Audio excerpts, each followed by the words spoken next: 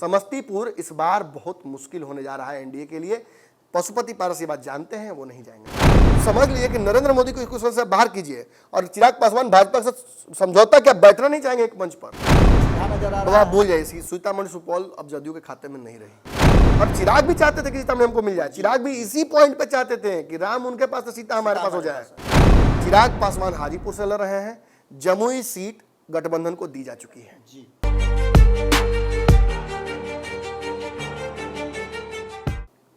नमस्कार, एक बार फिर से आपका बहुत बहुत स्वागत करते हैं। पंचनामा देख रहे हैं आप, और पंचनामा में आज हम दोनों फिर से हाजिर हैं। तो इसका मतलब है कि कुछ बड़ी घटना और बिहार में कुछ बड़ा होने वाला है। बड़ा तो पिछले 48 घंटे से हो रहा है और 48 घंटे से लगातार हम कमेंट्री अपनी जारी रखे हुए हैं। बिहार में होने वाली हर छोटी बड़ी घटनाओं पर हमारी नज़र तो बनी हुई है ही। इसके साथ साथ सबसे बड़ी बात जो एनडीए के भीतर हो रही है और एनडीए के भीतर जो घटनाएं हो रही हैं वो बता रही हैं कि बिहार की राजनीति में अभी बहुत कुछ होना बाकी है। इन सारे विषयों पर हमने अलग अलग आपको एपिसोड करके बताया और ये भी बताया कि इस पूरे एपिसोड में इनके हटने से क्या होगा, उनके रहने से क्या होगा। सारे आंकड़ों को हमने आपको एक एक करके समझा दिया है। अब जो नई परिस्थिति बनी है उसमें नीतीश कुमार ने अपनी लिस्ट सौंप करके विदेश की यात्रा शुरू कर दी है। वहां से भी कुछ तस्वीरें निकल करके सामने आई हैं। अब सबसे बड़ी बात यह है कि क्या उस लिस्ट में ऐसा है जिसको लेकर के भारतीय जनता पार्टी की बेचैनी भी बढ़ गई है। लगातार पिछले 24 घंटे से मीटिंग का दौर जारी है। चिराग पासवान को बुला करके भारतीय जनता पार्टी बैठक कर रही है, तो वहीं उपेंद्र कुशवाहा के पास तो मैसेंजर भेज करके बात कर रही है। यानी कि परिस्थितियां अपने अनुकूल करने के लिए भारतीय जनता पार्टी हर वो काम कर रही है। इन सारे विषयों पर बात करने के लिए कि अगर परिस्थितियां नमन जी होती है 2020 की तरह तो क्या होगा, क्या नरेंद्र मोदी और नीतीश कुमार दोनों की विदाई संभव है? देखिए, वो एक बात मैं स्पष्ट बोल दूं कि नीतीश कुमार को जो झेलना पड़ा था 2020 में जी, ये चिराग पासवान की गलती नहीं थी जी। ये भाजपा और उनके बीच सीट शेयरिंग नहीं हो पाने की वजह से दोनों थोड़ी थोड़ी कुर्बानी दे नहीं पाए, इस वजह से ये पेच फंसा था। चिराग पासवान ने कोई बहुत ज़्यादा सीटें नहीं मांगी थी, अंततः वो 5 ही 6 सीटें के चलते, वो भी विधानसभा की, लोकसभा की मैं बात नहीं कर रहा हूँ, ये पूरा मामला गड़बड़ाया था। और उसके बाद नीतीश कुमार को क्या झेलना पड़ा था। आज भी वो मुख्यमंत्री हैं, बिल्कुल, लेकिन क्या अपने दम पर वो मुख्यमंत्री बनने लायक हैं? क्या उसी ताकत वाले मुख्यमंत्री वो हैं जो 2005, 6, 7 में थे? वो तलवार की धार पे। और अगर ऐसी ही स्थिति नरेंद्र मोदी की हो जाए तो क्या वो चाहेंगे ऐसा करना? बिल्कुल नहीं चाहेंगे। नीतीश कुमार की तरह तो सत्ता नहीं चाहेंगे नरेंद्र मोदी, एकदम नहीं। उन्हें ताकत चाहिए जी। 400 पार वो इसलिए जाना चाहते हैं क्योंकि कई बड़े फैसले उन्हें लेने हैं देश में इस वक्त। जी, जी, जी। सीए एनआरसी से लेकर यूसीसी तक और बहुत सारा लिस्ट में भी नाम है। धीरे धीरे वो तर्कस के कई तीर छोड़ने हैं और वो ताकत उन्हें कहीं ना कहीं 400 के आसपास पहुंचने पर ही मिलेगी। जी। राज्यसभा में कितनी पेच फंसती थी आपको याद है? जी। बिहार में आज भी भाजपा जदयू कार्यालय के बाहर ही आपको कहीं बंधी हुई मिलती है, वही बकरी की तरह। नहीं, अब तो बकरी नहीं बोलेंगे क्योंकि अब तो बहुत ही अग्रेसिव नेता उनके पास है। सम्राट चौधरी ने बिहार भाजपा का कायाकल्प कर दिया है और इसके लिए निश्चित तौर पर वो प्रशंसा के पात्र हैं। और उनसे भी ज्यादा प्रशंसा के पात्र वो है जो जिन्होंने फैसला लिया कि हम सम्राट चौधरी को बना रहे हैं बिहार में प्रदेश अध्यक्ष। अभी भी आप देखिए कि उनके रिप्लेसमेंट के तौर पर कोई नाम नहीं सामने आया। ये साबित करता है कि मुख्यमंत्री होते हुए भी एक बड़ी जिम्मेवारी बिहार में अपने संगठन की ओर निभा रहे हैं।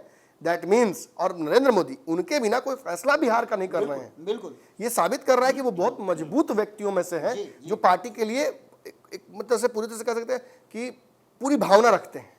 अब है क्या, ठीक है, भाजपा के पास सब कुछ है, राम लहर है, भाजपा के पास वोट बैंक भी है, बिहार में भी माहौल भाजपा के पक्ष में बना है, लेकिन नीतीश कुमार के आते ही सब कुछ बदल जाता है। ये पूरा मतलब व्यवस्था जो चरमरा, आप ये मत समझिए केवल सीटों का समीकरण गड़बड़ाया है। नहीं, बहुत सारी व्यवस्थाएं चरमरा गई हैं। नीतीश कुमार एक बहुत बड़ा बैगेज लेकर भी आए हैं। जी। 11 से 16% का वोट बैंक नीतीश लेकर आ रहे हैं इस गठबंधन में, तो उसके साथ साथ एक बहुत बड़ा बैगेज 17-18 सालों का लेकर आ रहे हैं। जी, बिल्कुल, जो बहुत भारी पड़ रहा है एनडीए पर। जी। अगर 2019 और 20 में हम देखें तो निश्चित तौर पर नीतीश कुमार की पॉपुलैरिटी थोड़ी कम जरूर हुई थी, लेकिन वो उस स्थिति में थे कि उनके अलावा सवर्णों के पास ऑप्शन नहीं था। लेकिन 2020 के चुनाव में भाजपा ने चिराग पासवान को बाहर भेजकर उनकी बात नहीं मानकर नीतीश कुमार का रिप्लेसमेंट तैयार कर दिया बिहार में। और भाजपा को उसको घाटा भी करना पड़ रहा है, सहना पड़ रहा है कि अगर आज की स्थिति अगर अच्छी होती, अगर 30-35 सीटें अगर मिल गई होती चिराग पासवान को, तो भारतीय जनता पार्टी किसी का मुंह नहीं देखना पड़ता। बिल्कुल, तो अब तो भाजपा को ही सोचना है ना। बिल्कुल बिल्कुल। और कहीं ना कहीं चिराग पासवान ने पिछले 2020 से 24 तक जो संघर्ष किया है, इस संघर्ष ने उन्हें बिहार में एक स्पेस दिया है, जिस स्पेस की वजह से आप ये जरूर कह सकते हैं कि बिहार में 2 ही युवा भीड़ जुटा रहे हैं, एक तेजस्वी, एक चिराग। इनके अलावा अगर आप दूसरा तीसरा नाम लेना चाहते हैं तो वो दूर दूर तक कोई दूसरा नहीं दिख रहा है। मुकेश सहनी एक ऐसा चेहरा जरूर है जो अपने समाज में इतनी तगड़ी रख रहे हैं पकड़, जो कि लालू यादव के लिए हम कभी देखा करते थे। लेकिन मुकेश सहनी के इतर इन दोनों के प्रति, चाहे तेजस्वी हो या चिराग हो, दोनों के प्रति एक अलग तरीके का अनकंडीशनल लव हर जाति जमात में दिख रहा है। नमन जी, एक बहुत महत्वपूर्ण बात इस बीच में सामने लेकिन मैं ये बात बोल दूं बाबा कि जहां एक तरफ तेजस्वी यादव के अनकंडीशनल सपोर्टर हैं, वहीं तेजस्वी यादव को भी बैगेज अपने पिताजी और माताजी का मिलता है। साथ ही साथ उनको एक सर्टेन वोट बैंक के प्रति कितना भी प्यार दिखा दे, उससे रेसिप्रोकेशन नहीं होता है, वो वापस में वो प्यार रिवर्ट नहीं होता है। आप एमएलसी बना दीजिए, आप उस समाज को आप उसको जो दे दीजिए, बदले में उधर से वोट आपको नहीं मिल पा रहा है। लेकिन ये बैरियर चिराग पासवान के साथ नहीं है। बिना विधायक, बिना एमएलसी, केवल एक सांसद की पार्टी चिराग पासवान की बिहार में लगभग सभी वोट बैंक में, एक यादव वोट बैंक में छोड़ दूं, मैं वो उसमें भी कई लोग मैंने देखा है उस भीड़ में दिखते हैं, लेकिन एक यादव वोट बैंक छोड़ दूं तो बिहार के दलित, सवर्ण, इन सब में एक बहुत बड़ी पहुंच चिराग पासवान की हो चुकी है। एक और बात मैं यहाँ बोल दूं कि चिराग पासवान की भीड़ निश्चित तौर पर भाजपा की भीड़ लगती है। इसमें कोई संशय नहीं है कि चिराग पासवान के अपने ताकत से वो इतनी भीड़ नहीं जुटाते हैं, भाजपा के लोग भी उनके साथ जुड़ते हैं। लेकिन ये चिराग पासवान के लिए खतरनाक बात नहीं है, ये भाजपा के लिए खतरनाक बात है। यही लोग भाजपा की रैलियों में उतनी प्रचंडता से नहीं पहुंचते हैं, लेकिन चिराग पासवान को देखने के लिए, उनसे मिलने के लिए, उनसे जानने के लिए ये पहुंचते हैं बिहार के हर कोने से। मैं आपको दावे के साथ कहता हूं, चुनाव खत्म हो जाए मैं आपको लिस्ट दे दूंगा, हर कोने से मजबूत नेता सवर्ण चिराग पासवान से जुड़ना चाहते हैं।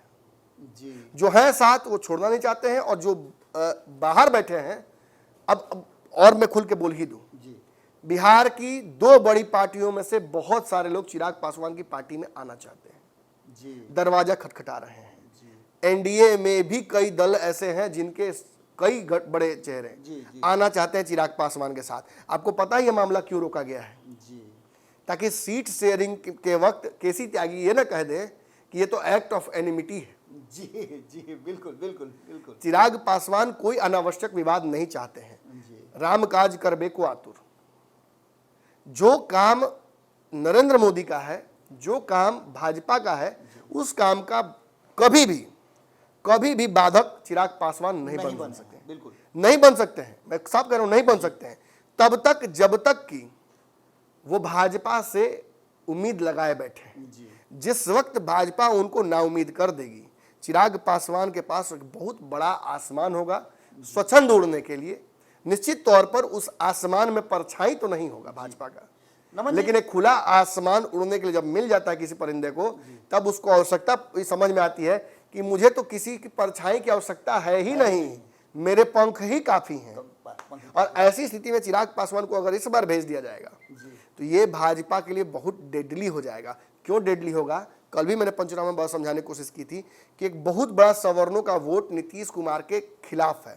वो इस बात से भी नाराज है भाजपा से कि अरे भाजपा ने क्यों नीतीश कुमार को ले लिया जब सब कुछ ठीक चल ही रहा था। तो और वो अगर ये देखेगा कि चिराग पासवान को सीटें नहीं मिल रही हैं या सम्मान नहीं मिल रहा है या बाहर भेजा जा रहा है, तो ये वोट बैंक आपको 40 सीट पे नहीं भी रिवोल्ट करेगा, लेकिन कुछ ऐसी सीटों पर रिवोल्ट करेगा जहां आप उम्मीद लगाकर बैठे थे कि ये तो जीतने वाली सीट है, और वहां आपको लड़ाई महागठबंधन से नहीं बल्कि चिराग से लड़नी पड़ जाएगी भाजपा को, और ये घातक होगा। भाजपा को भी इसका झेलना पड़ सकता है। और सबसे बड़ी बात नमन जी, लगातार जो चर्चा चल रही है कि औरंगाबाद की रैली के बाद जब नरेंद्र मोदी खोजने लगे चिराग पासवान को और नहीं मिले, भीड़ कम थी, उसका खामियाजा भुगतना जल्दी पड़ा। जल्दी रैली खत्म कर दी जी, गई। रैली खत्म करके और दिल्ली जाकर के तुरंत उन्होंने एक्शन लिया और चिराग पासवान उस समय से आप देखिए कि एक्टिव मोड में आ गए हैं। बिल्कुल, और बिल्कुल। भारतीय जनता पार्टी के लोग भी चिराग पासवान से मुलाकात करने के लिए बेचैनी में है।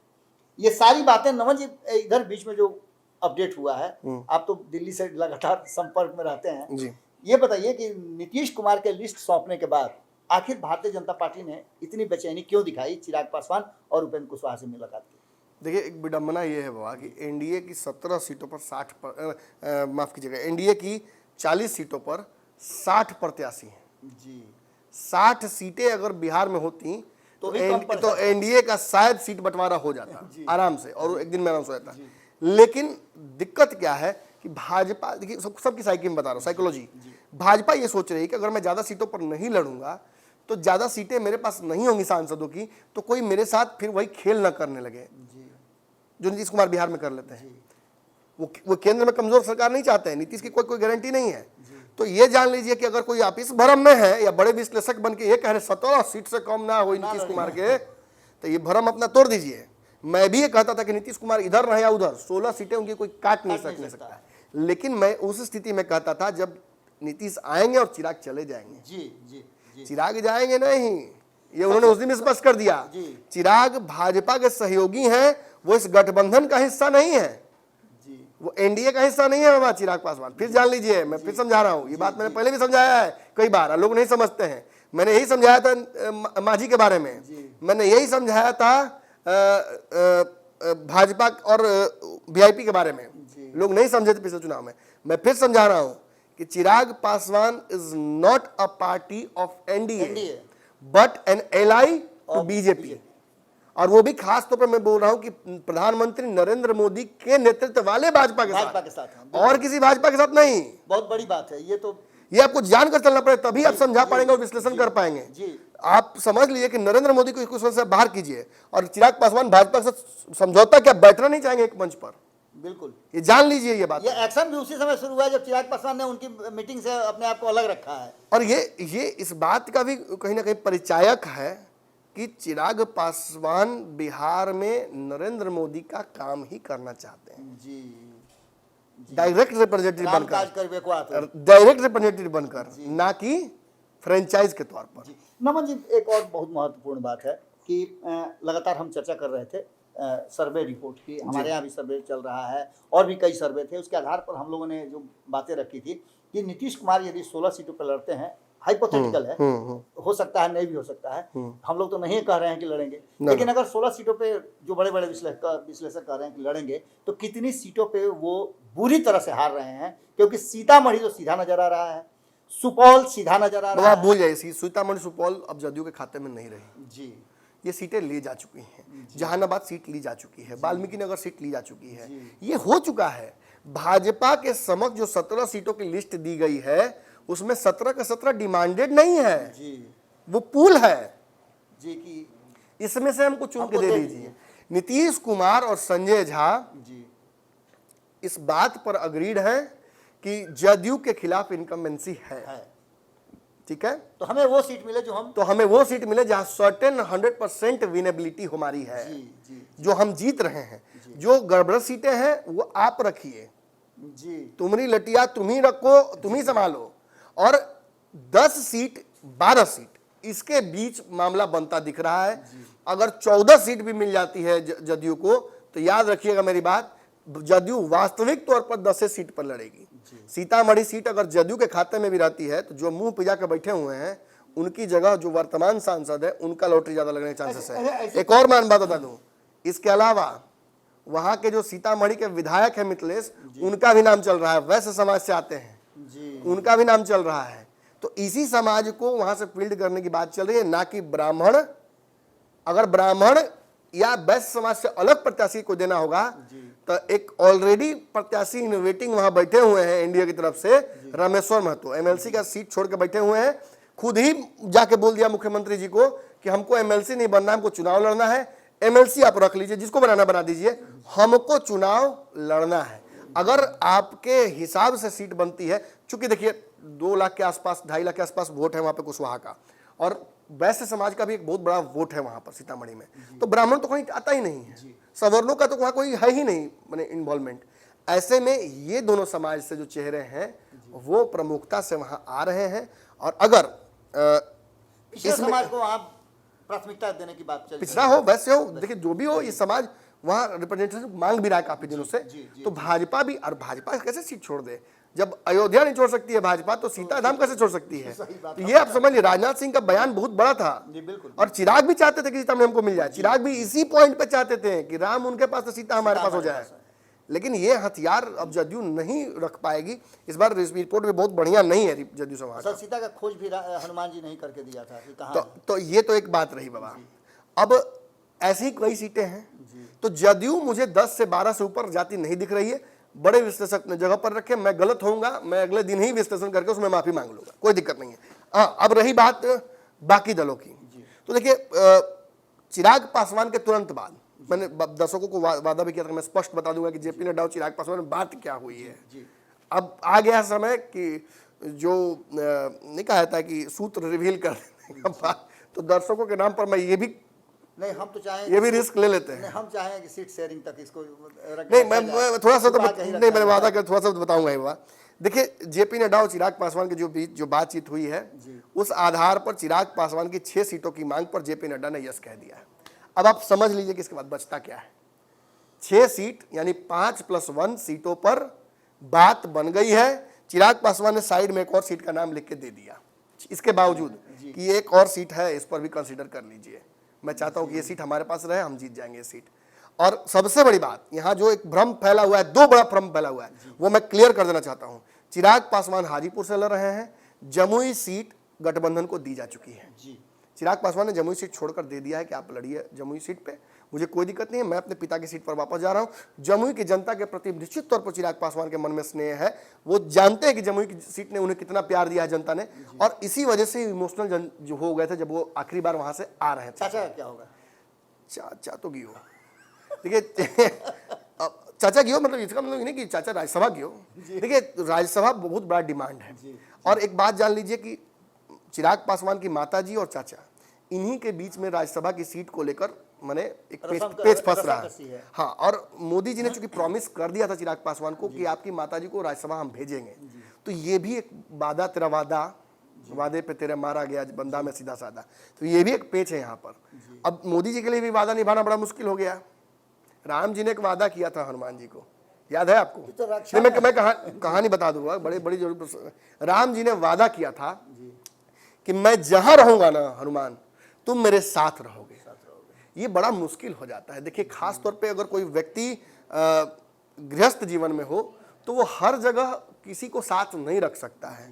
तो हनुमान जी अक्सर इस बात को लेकर चिंतित रहते थे कि माता सीता को तो स्थान हर जगह प्राप्त है, आपके शयन कक्ष से लेकर किचन तक हर जगह जा सकती हैं, हमको हर जगह अलाउ नहीं है।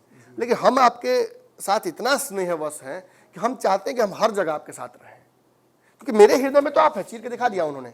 तो बड़ा दुविधा हो गया राम जी के लिए कि भाई अब शयन कक्ष में कैसे बुला लें हनुमान जी को, वैसे भी वो वानर हैं, वो बहुत सारी चीजें समझेंगे नहीं, कैसे किया जाए। तो बड़ा विचित्र परिस्थिति आया। तो उन्होंने कहा कि देखिए हनुमान जी, दिक्कत क्या है, आप भी मेरे बहुत परम भक्त हैं, आपसे तो प्रिय मुझे दुनिया में कोई नहीं है, लेकिन सीता जी मेरी पत्नी है, और सीता जी के पास एक विशेष अधिकार है, वो अधिकार है कि वो हमारी धर्म पत्नी है, तो आधा हमारा हिस्सेदारी उनकी होती है। अब आधे में मैं कुछ दे सकता हूं आपको। तो उन्होंने कहा कि इसका एफिडेविट कहीं है, इस बात का प्रूफ है कि वो अधिक अधिकारी हैं, ये कहाँ लिखा हुआ है शास्त्र में? तो उन्होंने कहा कि देखिए उनके मांग में सिंदूर है, ये सिंदूर राम के नाम का है, ये मेरे नाम का है, और ये जब तक उनके माथा में रहेगा तब तक राम उनके आधे रहेंगे, और आधे में से मैं आपको दे सकता हूं। तो पता है उन्होंने क्या किया हनुमान जी ने? आपको पता ही होगा, आपको तो पता होगा, दर्शकों को नहीं पता होगा। हनुमान जी ने क्या किया कि अच्छा जब इतनी सी सिंदूर लगाकर मैंने माता सीता आपकी आधा की मैंने दारीगरी हो गई, तो मैं क्या करता हूं, वो कूद गए पहले कड़ुआ तेल में, और कड़ुआ तेल में कूदने के बाद वो कूद गए जहां सिंदूर का रखा हुआ था बड़का पिटारा, और पिटारे में कूदकर हनुमान जी पूरे शरीर में अपने लगा लिए सिंदूर, और उन्होंने कहा कि अब तो मैं 100% राम का हो गया, और राम 100% मेरे हो गए। तो ये दुविधा राम जी को हो गई, और राम जी ने कहा कि भाई निश्चित तौर पर सीता से भी बड़ा जगह तुम्हारा हो गया। तुम्हारी जगह जहां तुम रहोगे वहां मैं, जहां मैं रहूंगा वहां तुम। तो ये दुविधा राम जी को भी हुई थी। ऐसे ही चिराग पासवान ने नरेंद्र मोदी जी के लिए दुविधा तो उत्पन्न कर दी है बिल्कुल बिल्कुल। कि ठीक है नीतीश आपके, ठीक है चाचा आपके, ठीक है फलाना ढिमकाना सब आपके, लेकिन हम किसके?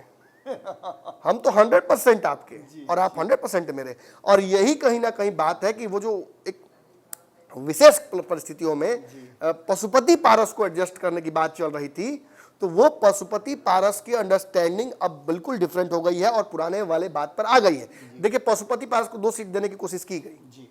खगड़िया की सीट पर प्रत्याशी नहीं जुटा, और दूसरी सीट जो बची हुई है, मैं बता दूं आपको, समस्तीपुर सीट, जहां उनको भेजा जा रहा था कि जाइए आप, वो सीट पर तैयार नहीं हुए, क्योंकि उस सीट का सर्वे है कि कोई पहलवान हो तो आ जाए एनडीए से। समस्तीपुर इस बार बहुत मुश्किल होने जा रहा है एनडीए के लिए। पशुपति पारस ये बात जानते हैं, वो नहीं जाएंगे वहां। अब होगा क्या?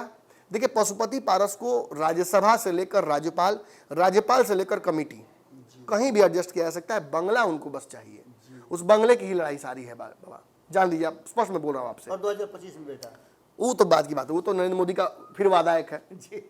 जामवंत को भी वादा किए होंगे, सुग्रीव को भी वादा किए थे, तो सबका वादा पूरा करेंगे राम। तो नमन, ये तो फॉल्स गोल हो गया, दोनों के दोनों भतीजा कहीं ना कहीं। बाबा, प्रिंस पासवान का तो तय था जाना। प्रिंस पासवान के लिए पहले मांगने की कोशिश उन्होंने की, नहीं मिला। प्रिंस पासवान को कहा गया खगड़िया या किसी और सीट जो दी जा रही है उस पर जाके भेज दीजिए, तैयार नहीं हुआ। प्रिंस पासवान को विधानसभा ही लड़ना पड़ेगा वर्तमान परिस्थितियों में। और लगभग समझ लीजिए कि एलजेपी का कोई भी सांसद रिपीट नहीं हो रहा है। वैशाली में अगर रिपीट होने की स्थिति भी आएगी तो लोजपा के टिकट पर तो नहीं होगा, वहां लड़ाई आपको लड़नी पड़ जाएगी लवली आनंद से और जदयू से। यानी कि ये कहा जा सकता है कि अब दूध का जला छाछ फूक फूक के पिएगा। 2020 वाली परिस्थिति नहीं आने देगी भारतीय जनता पार्टी, और अपने आप को बचाने के लिए नरेंद्र मोदी ने कहीं ना कहीं ये फैसला कर दिया है कि चिराग पासवान को तो कहीं नहीं जाने देंगे। नहीं, चिराग पासवान को छोड़कर भाजपा आगे नहीं बढ़ सकती है बिहार में, कम से कम वर्तमान स्थिति में। चूंकि देखिए, जदयू कितने दिन तक है, अब ये बात में बहुत चर्चा बहुत हल्की है, लेकिन पूरे बिहार में है, ये बात मैं बोलना नहीं चाहता था। जदयू अब कितने दिन तक अस्तित्व में है, ये बड़ा क्वेश्चनेबल है।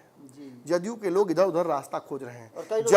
जदयू उस टापू की तरह हो गई है जो पूरे समुद्र के बीच में है, और समुद्र का पानी बढ़ रहा है, तो धीरे धीरे वो टापू संकुचित हो जा रहा है।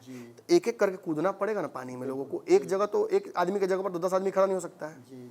और इसी वजह से कई एसीबीसी डीसी अब अपने लिए अलग टापू खोज रहे हैं। तो खैर चलिए, वो तो बात की बात है, विश्लेषण करेंगे, समय आएगा तो। वक्त से पहले हर बात बोल देने के बाद हम भी रॉ और ईडी सीबीआई के रडार पे आ जाएंगे, इसलिए हम उसमें नहीं जाना चाहते हैं। वर्तमान स्थिति में नरेंद्र मोदी ये गलती नहीं करना चाहेंगे कि चिराग पासवान को छोड़ दें।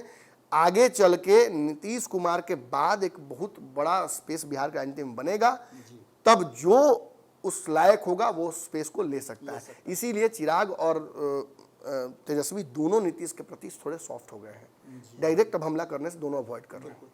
तो आपने सुना कि परिस्थितियां जो बन रही हैं, उन परिस्थितियों में जो नई परिस्थिति बनी है उसमें 2020 वाली गलती भारतीय जनता पार्टी नहीं दोहराएगी, और इसके बाद भी कई गलतियां भारतीय जनता पार्टी ने की हैं जिसका खामियाजा उसे भुगतना पड़ा है। नीतीश कुमार भले ही चाहे जो कर लें, पशुपति कुमार पारस चाहे जो कर लें, लेकिन चिराग पासवान वही करेंगे जो नरेंद्र मोदी कहेंगे, और नरेंद्र मोदी के लिए चिराग पासवान ने सब कुछ अपना तय कर लिया है। तो निश्चित रूप से नरेंद्र मोदी ने भी उनके लिए, चिराग पासवान के लिए जो उनका डिमांड था उसे पूरा करने का वचन दे दिया है। अब आगे क्या होता है हम लगातार कमेंट्री कर ही रहे हैं और हमारी नज़र बनी हुई है। पंचनामा में आज यही हम विदा लेंगे। बहुत बहुत धन्यवाद।